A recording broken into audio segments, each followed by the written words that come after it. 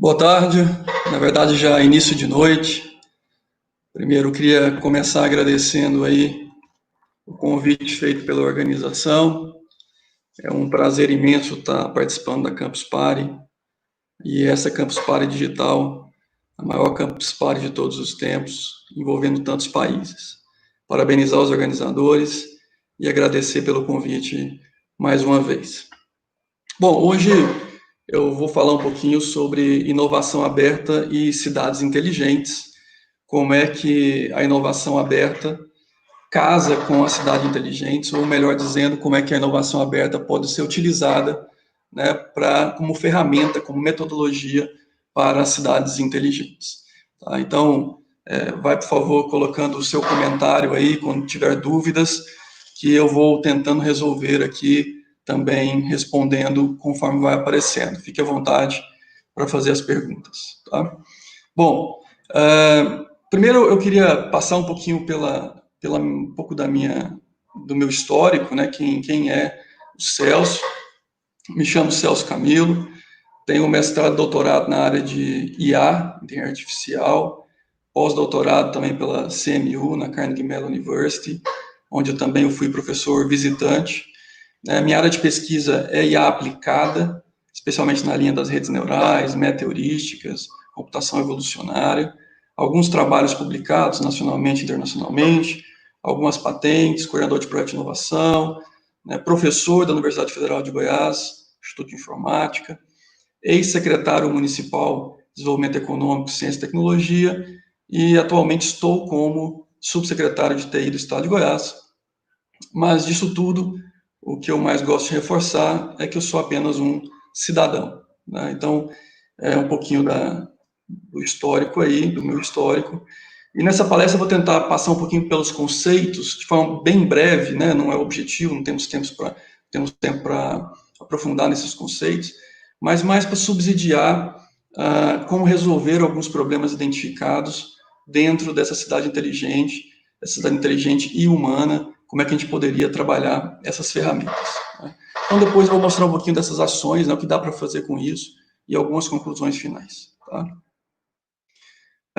Se tiver algum problema aí, me avisa, Letícia, tá? De imagem, de iluminação, tá?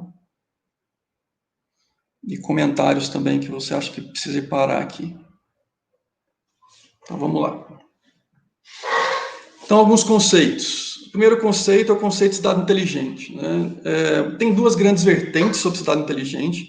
A primeira vertente sobre cidade inteligente é uma vertente mais americana, onde a cidade inteligente, basicamente, a finalidade dela é compor a cidade com um monte de tecnologias que possam capturar dados e também processar esses dados.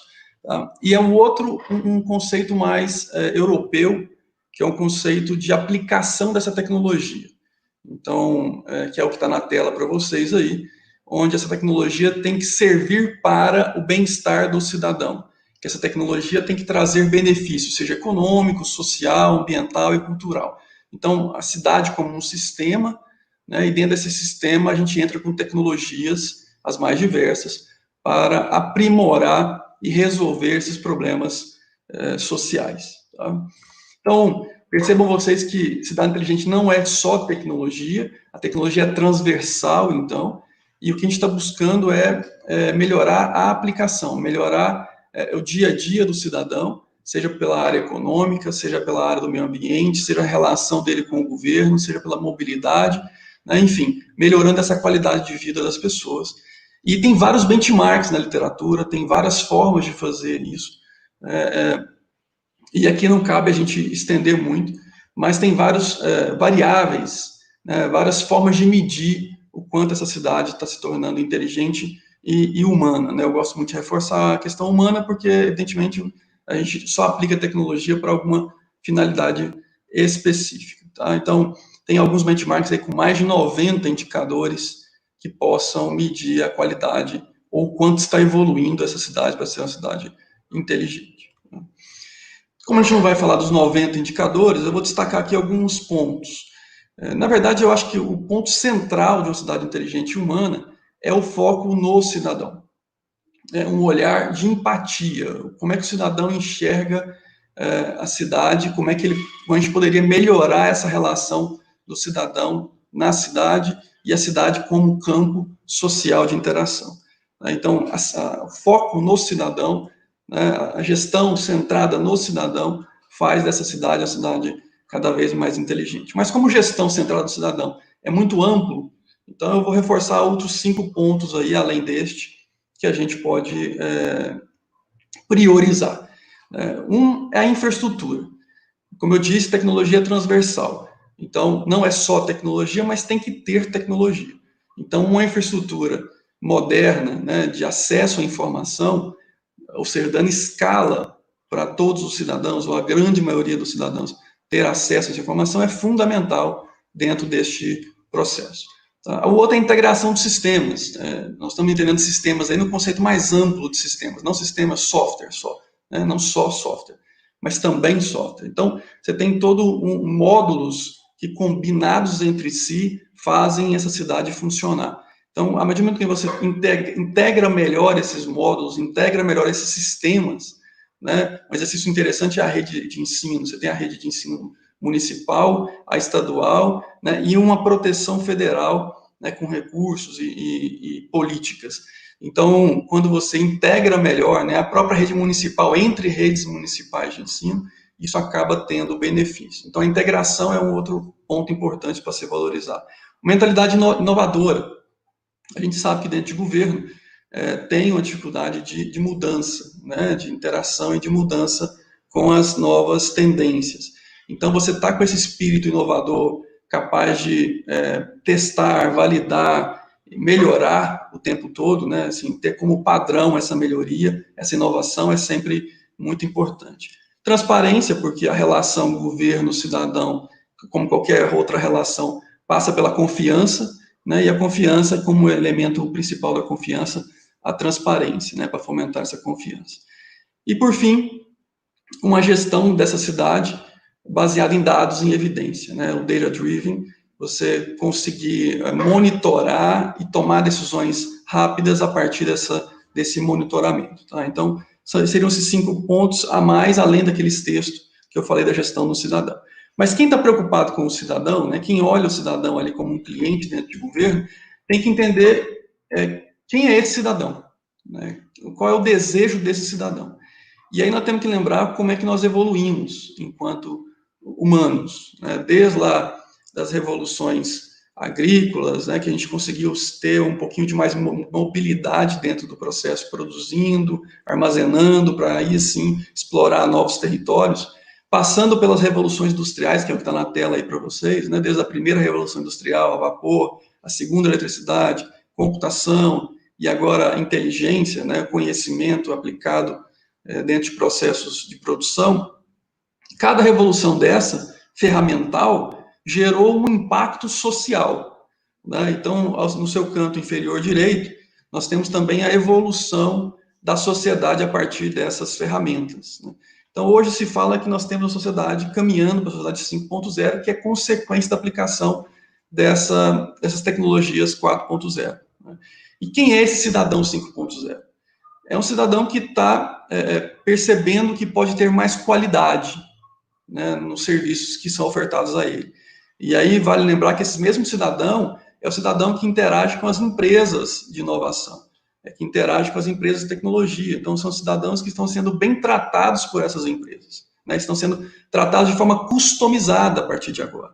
Então, o governo também, já que é o mesmo cidadão, né, o cidadão tem essa expectativa de ser bem servido, então o governo também precisa acelerar esse processo de prestar serviço nesse mesmo nível que as empresas privadas têm prestado, né, e tornando esse cidadão, então, com uma maior exigência do que se espera em termos de serviço. Tá? Então, o governo precisa colocar esse cidadão mais customizado, né, uma relação mais customizada com esse cidadão.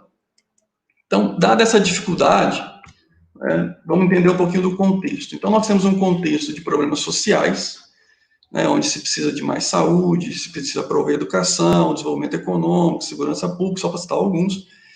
E dentro desse contexto de necessidades, ainda falta recursos, né, humanos e financeiros, tá, em sua grande maioria. Existe um processo burocrático especialmente dentro do governo, mas não só dentro do governo. Temos esse cidadão 5.0 que eu acabei de explicar, fruto dessa evolução ferramental toda. Temos que transformar essa gestão numa gestão centrada no cidadão e inovadora, e também temos um pouco de sociedade pouco engajada, né?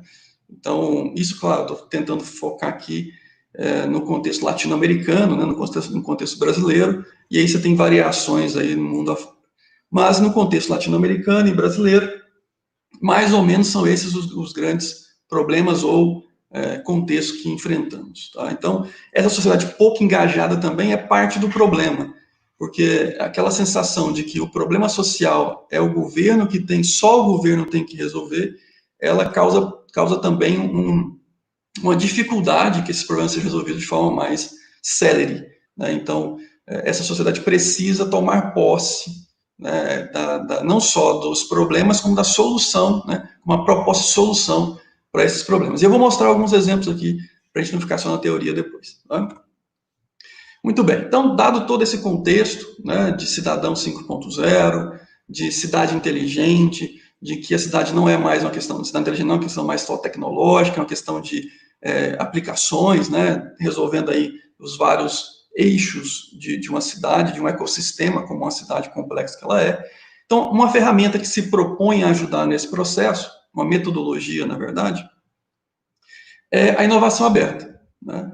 O Henry, muito recentemente, em 2006, cunhou a definição de inovação aberta, né? E para ele, a inovação aberta é esse paradigma que assume que as organizações devem usar de ideias internas e externas, e aí o externo é o diferencial, tá? Assim como deve derivar desse sistema produtivo interno, caminhos internos e externos também, né? No caso da iniciativa privada, para atingir novos mercados ou o mesmo mercado de forma diferente. Tá?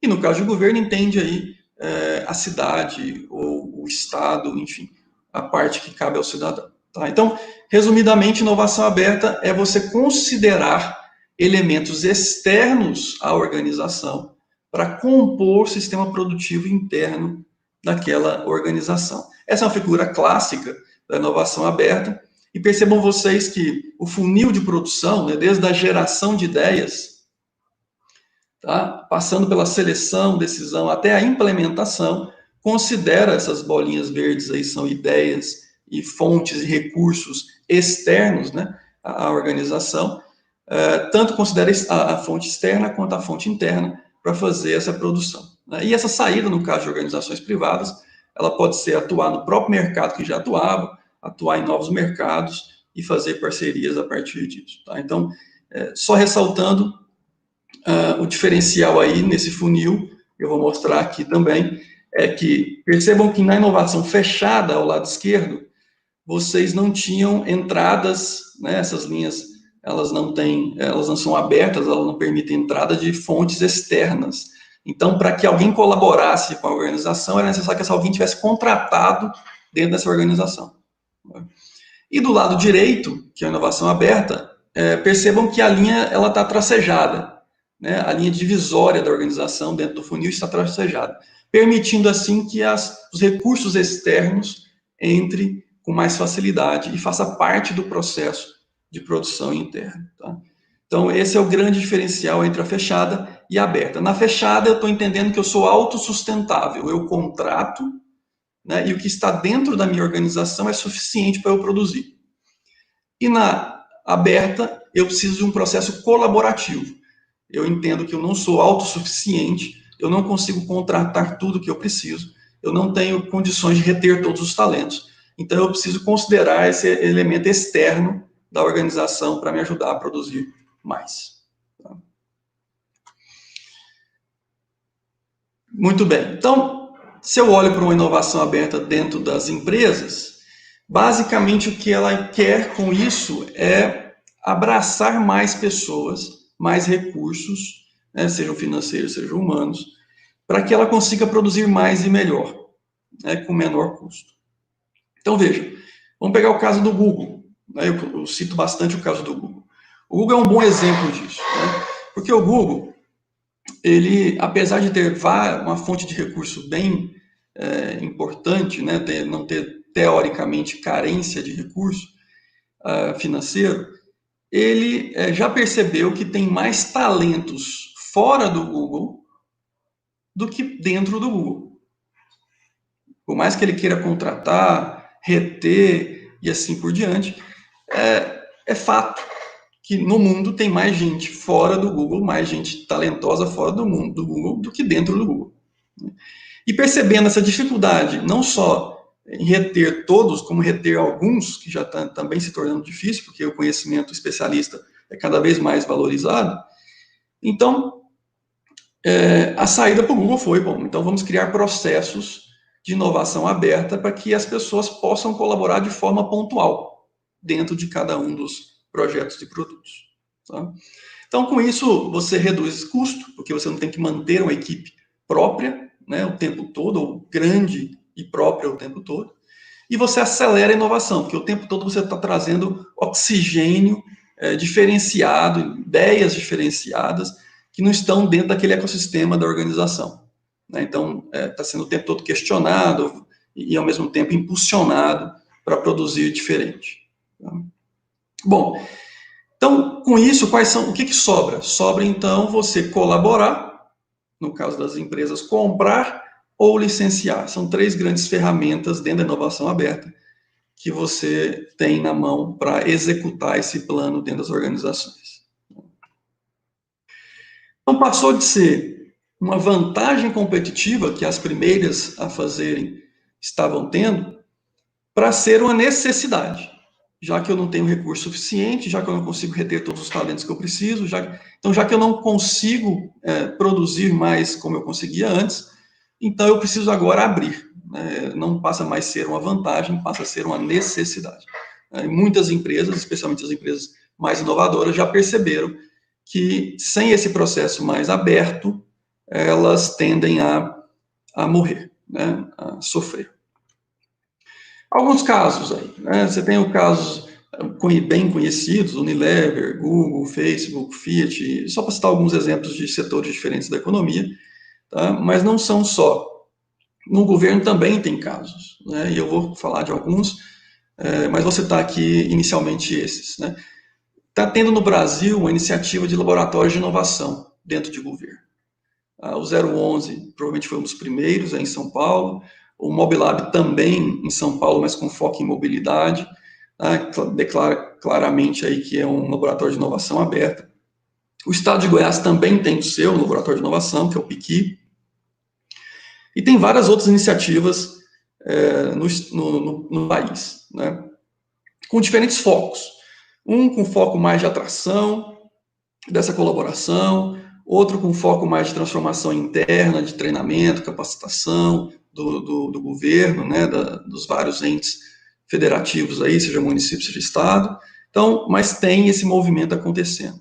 E não só o movimento dentro do governo, como o movimento de fora do governo querendo apoiar o governo, que é o caso da Brasil Lab, que é uma aceleradora. Né? Ela é uma aceleradora de GovTechs. Tá aqui. Aí é um exemplo de algumas startups que têm selo, né, GovTech, da Brasil Lab, mas são só alguns exemplos, né, e aí é interessante ver que o próprio conjunto de startups, né, tem lidado bem também com essa interação com o governo, né, então é cada vez mais pujante essas iniciativas, tá? Bacana, então veja que tem várias iniciativas, a gente já percebeu que é possível fazer alguma coisa, mas eu queria mostrar a partir de agora algumas ações que já foram feitas usando inovação aberta e o impacto que isso gerou. Né? E aí eu vou tentar citar para cada ação como foi que a gente juntou essas peças, juntou esses recursos externos para produzir mais dentro de governo. Tá? Aqui eu vou citar alguns exemplos que eu conheço mais, porque ajudei a implementar, mas volto a ressaltar, isso é só uma amostra, tem vários outros projetos acontecendo no país afora, e aqui é bacana para a gente inspirar que aconteça cada vez mais. Ciência Pop foi um programa da Prefeitura de Goiânia, né, que visa popularizar a ciência. E por que popularizar a ciência? Né? Eu costumo dizer que, agora mais do que nunca, a pandemia, a importância da ciência ficou mais evidente para a sociedade de forma geral. Mas ela sempre foi importante. Né? Não é agora que ela está sendo importante. Ela sempre foi importante para melhorar a qualidade de vida nossa. Né? E popularizar a ciência é dar vazão a esse conhecimento científico. Eu costumo dizer que as pessoas só defendem o que gostam. E só gostam do que conhecem. Né? Então, só defende o que gosta, só gosta do que conhece.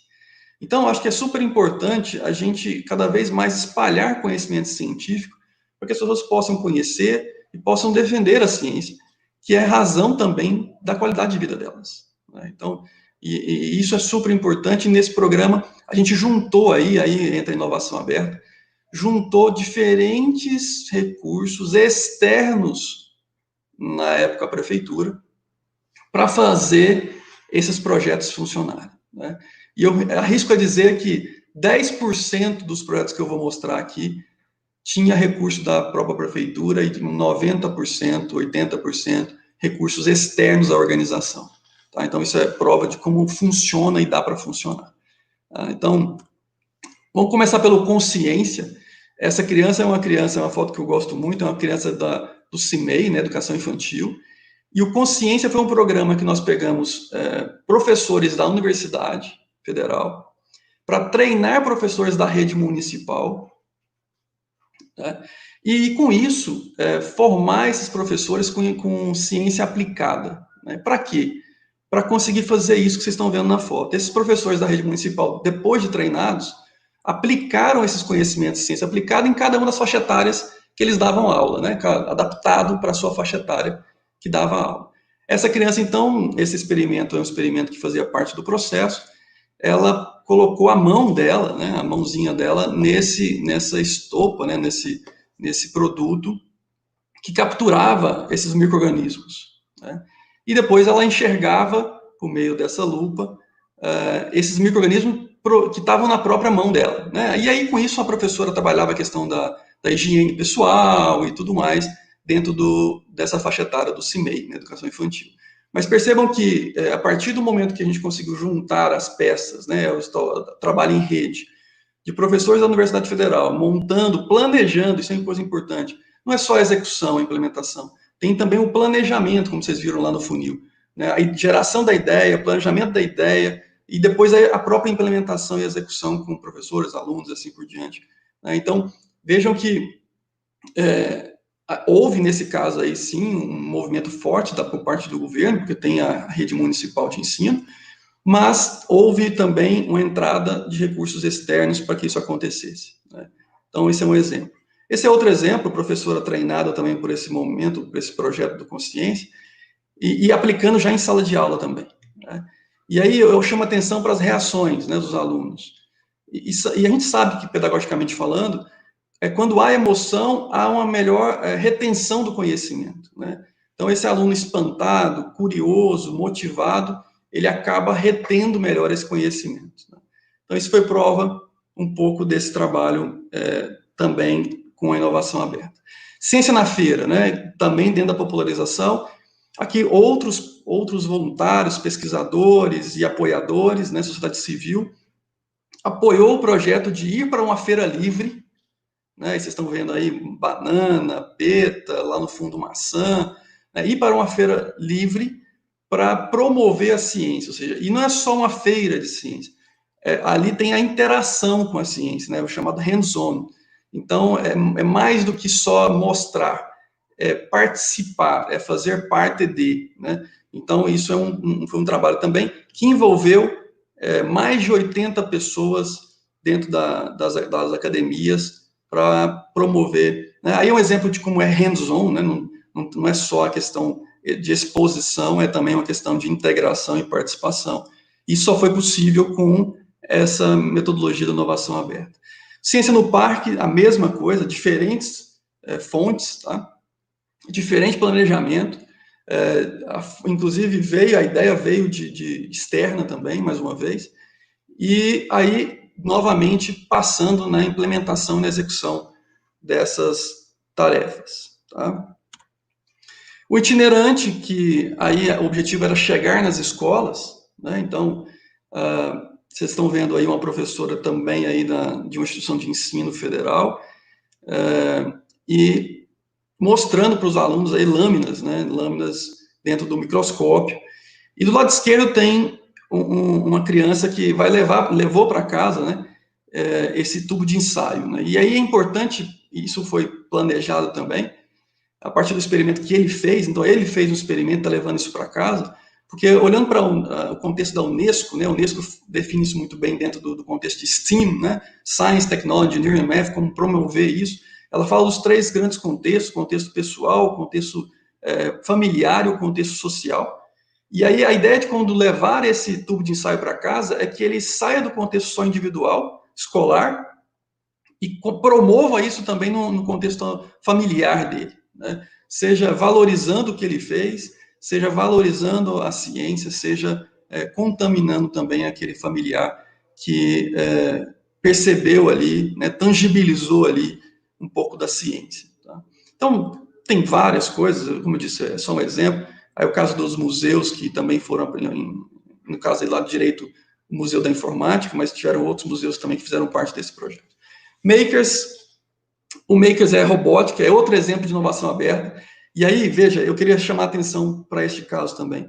Desde a doação do kit, né, empresários doaram esses kits de Arduino, e esses kits chegaram na mão dessas escolas, que tiveram os professores também treinados, né, capacitados, e no final, após um ano de projeto, formação dos professores, formação dos alunos, montagem de times, equipes, né, 14 escolas envolvidas, inclusive escola rural, nós chegamos à OBR. Então, permitindo que esses alunos pudessem competir na OBR, na Olimpíada Brasileira de Robótica, fruto desse trabalho conjunto, né, da inovação aberta, tá? De pessoas, elementos externos, contribuindo com ideias e implementações dentro do governo. Tá?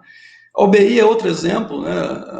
1.500 alunos participando da OBI, até então nenhum deles participava anteriormente, a partir também de workshops, formação de professores. Para não falar que é só ciência, assim, ciência e tecnologia num sentido mais estrito, também envolveu empreendedorismo, né? E aí, vocês estão, quem conhece sabe, isso é Canvas, né? Modelagem de negócio. Houve também formação de empreendedores de forma geral dentro da cidade, aberto, né, para a população de forma geral que quisesse receber esse treinamento aí de algumas semanas. Vou destacar aqui a edição Mulher, que trabalhou na periferia, com mulheres em estados de vulnerabilidade.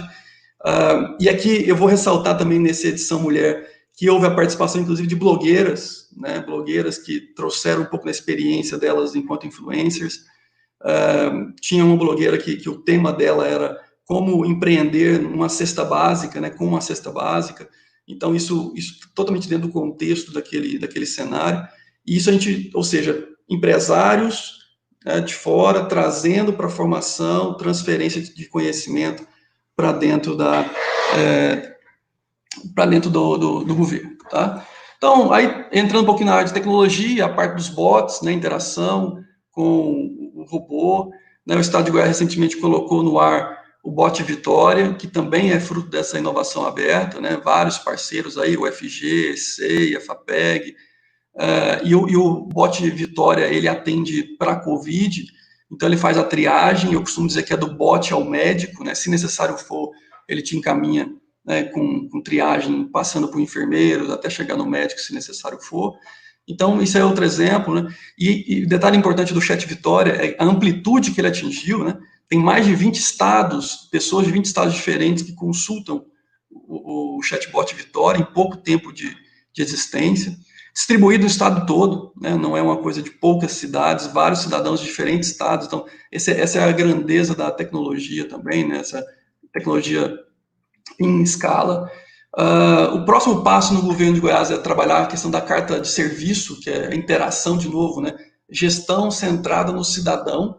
Então, eu tenho que olhar com o olhar do cidadão, a empatia com o cidadão, e colocar para ele ferramentas que facilitem a interação dele com a cidade né, com o Estado e assim por diante. Então, o próximo passo é fazer a carta de serviço também a partir disso. Mas tem N exemplos, né? Isso aí é uma otimização de viaturas. Tem o dados abertos, que também é uma porta de entrada para colaboração, né? Lançamos agora, né, na Campus Party o Dados Abertos do Estado de Goiás, que tenho certeza vai ficar para que outras colaborações surjam, sejam colaborações acadêmicas, seja desenvolvimento de novos negócios. Então, usem, né? Está disponível aí, fiquem à vontade para usar os dados abertos do Estado de Goiás também. O próprio hackathon que se encerrou agora, estava acontecendo até pouco tempo e se encerrou agora, hackathon de Goiás, ele usou os dados abertos como fonte de informação, aí, de dados para se desenvolver essas ideias. Então, isso é prova de como dá para trabalhar, né, integrar essa tríplice hélice, né, universidade, governo, iniciativa privada, e a quarta hélice, que também é a sociedade. Né? Dá para integrar todo mundo nesse processo de inovação. Tá? Então, os hackathons também são bem conhecidos, é uma forma de integração aí, né? O Hacka Serpro, que aconteceu tem pouco tempo também, que é um dos grandes que acontecem no país. Tá? Eu queria destacar também o crowdsourcing, né? Crowdsourcing é você usar desse recurso em nuvem, para que você possa ajudar a gestão também. Esse é um aplicativo, e tem outros tantos, né? O Rio também tem, esse é da Prefeitura de Goiânia, mas tem várias cidades que tem, que o cidadão, ele denuncia, ele mostra os problemas, né, para a gestão pública, e isso facilita muito a gestão interna, que pode priorizar, organizar e assim por diante. Então, esse é um exemplo de uso do crowdsourcing. Né? E quando eu falo crowdsourcing, é bacana que está cheio de elementos aí, né? Crowdsourcing, crowdfunding, o match funding, que é uma coisa muito bacana também, que acho que o Rio já fez uma versão do match funding, que é quando parte é patrocinado, né, por iniciativa privada, por exemplo, parte é do governo que incentiva, e o resto é o cidadão que executa, planeja, organiza, implementa.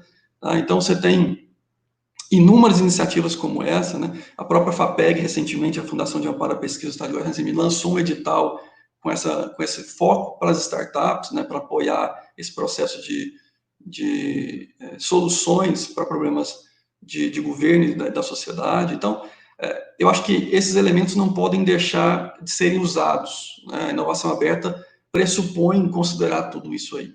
Tá? Bom, para ir finalizando já, eu queria ressaltar, e eu me parece que tem algumas perguntas ali, a Letícia vai me ajudar a respondê-las. Eu queria ressaltar, então, que esse é só mais uma vez, uma pequena amostra do que é possível fazer com a inovação aberta, né, para melhorar e tornar essas cidades cada vez mais inteligentes e humanas. A partir do princípio que a gente pode fazer mais com menos, mas para isso nós precisamos engajar os agentes que existem nesse sistema global chamado cidade. Né? É super importante cada vez mais ter essas pessoas interagindo, não só para demonstrar as suas demandas, né, as suas expectativas, como também grupos, né, com maior capacidade, ajudando também a resolver esses problemas. Uma coisa importante, né, que essas ações, para serem sustentáveis, elas têm cada vez mais funcionar em rede, né, porque a rede dá essa condição de escalabilidade, dá essa condição de redundância. Né? Então, para que isso torne-se perpétuo, né, para que isso torne mais sustentável, é fundamental que se tenha um trabalho em rede nesse sentido, né, que a própria sociedade assuma esse papel também de coordenar e de executar. Né. Assim como tem feito, como eu disse, tem vários exemplos promissores nesse sentido aí. Tá? E, por fim, destacar que a inovação aberta ela está sendo muito utilizada no setor privado, né? Começa a ser bastante utilizada no setor público também, e ela é uma excelente ferramenta para que a gente desenvolva mais e mais, né, com menos, mais, melhor e com menos custo. Tá? Então, essa é a tendência. Empresas mais clássicas, elas tendem a sofrer com esse processo, porque elas tendem a inovar. Quando inovam, né, tem algumas que nem inovam, e aí o tempo é menor ainda, né, o tempo de sobrevida é menor ainda, mas quando inovam com uma velocidade menor, o que também é prejudicial, né, o que também pode gerar consequências negativas. Então, para acelerar essa inovação, tem se usado esses mecanismos de inovação aberta. Bom, é isso. Fico à disposição para as perguntas. Deixa eu olhar aqui se tem algumas perguntas.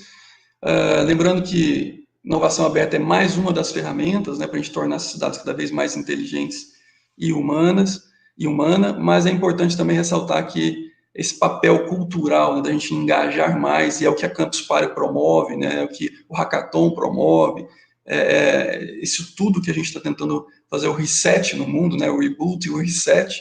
Então, é um pouco pensando em como que a gente vai cada vez mais tomar posse dessas cidades, para que elas se tornem cada vez mais cidades com melhor qualidade de vida, né? Vamos dar uma olhadinha aqui nas perguntas. Letícia,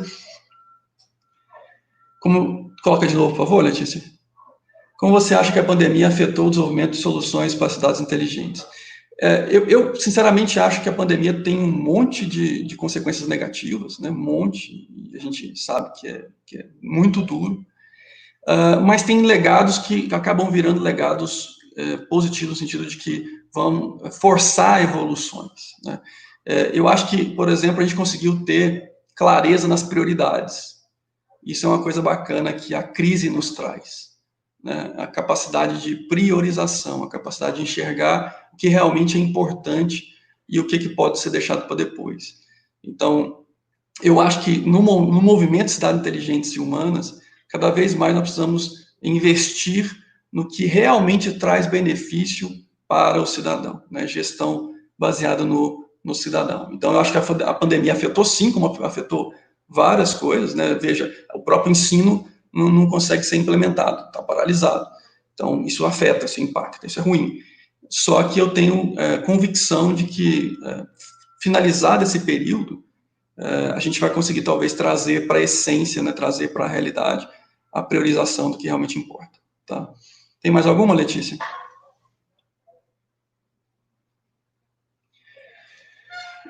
Como aplicar as ferramentas de cidades inteligentes nas áreas periféricas. Isso é uma coisa importantíssima que eu tenho discutido muito com outros estudiosos, que é a cidade inteligente, ela tem que ser inteligente toda ela, né? Ela não pode ter um bairro inteligente e o outro bairro não, quer dizer, é um bairro mais envolvido. Então, parte desse processo de torná-la inteligente é também colocar um pouco, desfazer um pouco dessas desigualdades, né? Pelo menos em termos de acesso a serviço.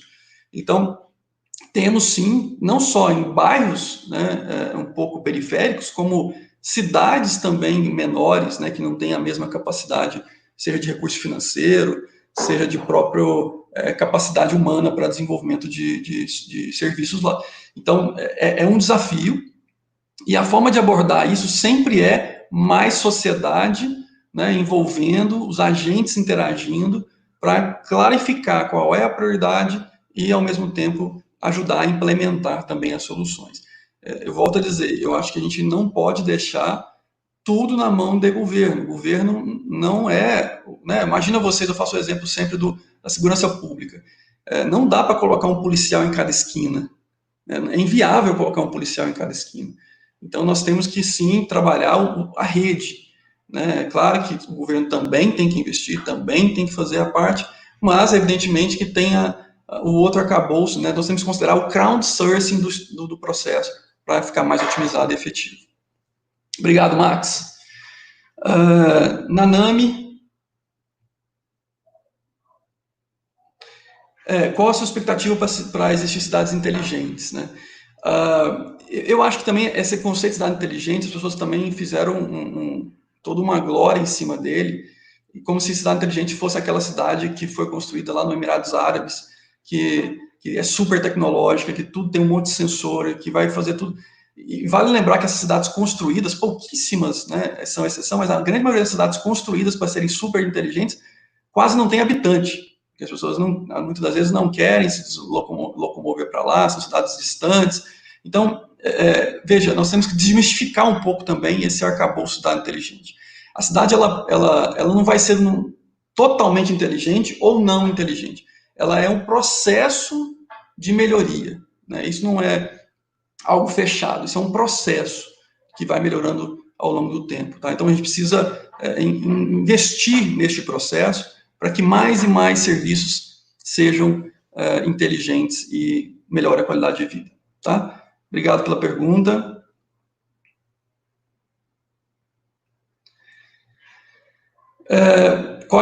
A pergunta da Patrícia, né? Quais são os desafios para divulgar para a população a importância de projetos e cidades inteligentes? Eu acho que o desafio, Patrícia, é muita questão cultural, né? Essa questão da formação, como eu disse, da popularização, né? Da ciência, por exemplo, é uma coisa bem interessante nesse sentido. Eu preciso dar clareza, eu preciso dar comunicação para esse pessoal, dizendo, olha, existe a possibilidade, a forma de fazer é diferente, e passa muito pela questão da educação. Passa, na minha forma de ver, passa muito pela questão da educação. Claro, os meios de comunicação também têm um papel importantíssimo nisso, né? Porque são formadores de opinião, mas não só os meios tradicionais, né? A gente tem aí a internet, nós temos as redes sociais, nós temos os influenciadores, né?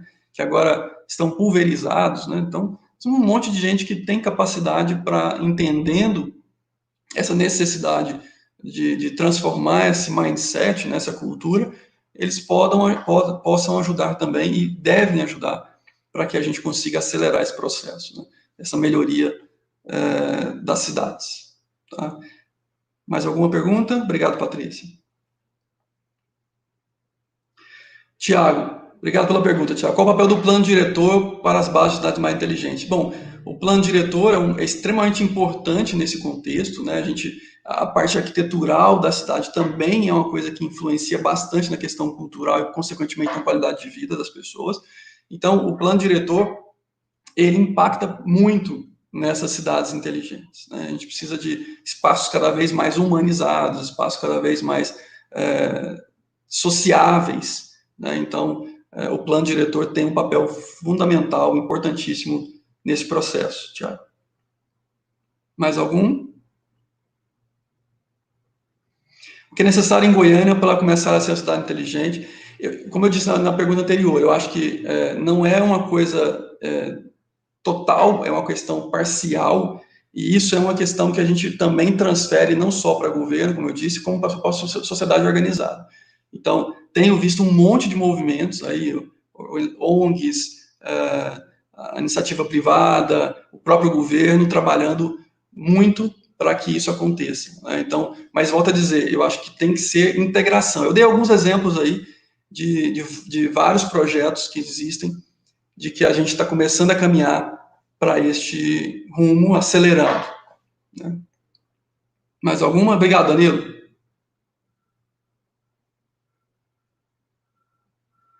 O Tiago, cidade que ainda tem dificuldades em sua infraestrutura e saneamento básico, quais seriam as bases para preparar a cidade mais inteligente?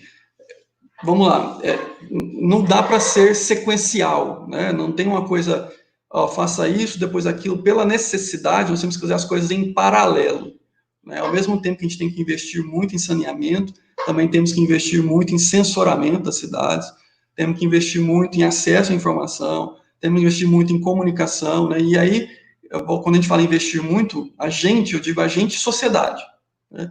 Então, tudo isso é importante, né, dentro dos eixos que eu comentei agora há pouco dos benchmarks, né? Seja eixo econômico, social, educacional, segurança pública, desenvolvimento econômico, eu já falei, da saúde. Então, tem aí vários elementos a serem abordados. Cidade inteligente é uma plataforma, né? Ela não é simplesmente um produto. Então, daí a complexidade e a necessidade de considerar vários agentes neste processo. Tá bom? Bom, eu acho que é isso. Agradeço demais aí as participações, né? Eu estou aqui respondendo algumas perguntas também na lateral, por isso que eu estou virando um pouquinho para vocês. Fico muito feliz em poder colaborar, né? Satisfeitíssimos de poder passar um pouco desse conteúdo, nessa necessidade de engajamento que nós temos enquanto para cuidar da nossa cidade, as cidades são nossas, né? Enquanto cidadãos. Então, prazer imenso, mais uma vez obrigado pelo convite. Está aí o meu e-mail, se alguém quiser trocar alguma figurinha aí, conversar um pouquinho mais sobre isso, fico à disposição, tá? E até a próxima. Obrigadão.